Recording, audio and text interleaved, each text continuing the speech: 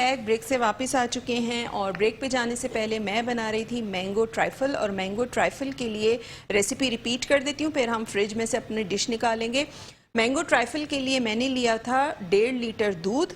1.5 litre दूध में जब उबाल आ जाएगा तो आपने उसमें हाफ कप शुगर ऐड करनी है या अपने टेस्ट के हिसाब से।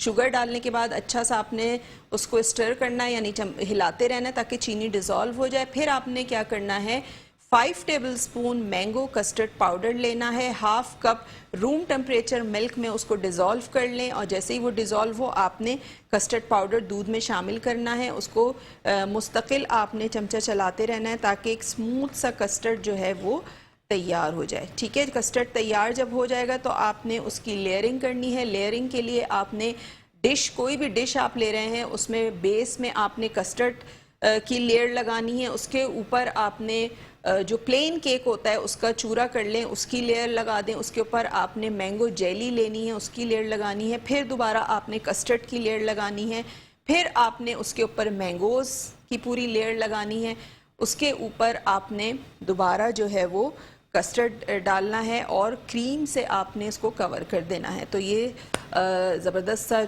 मैंगो ट्राइफल जो है वो तैयार हो जाएगा।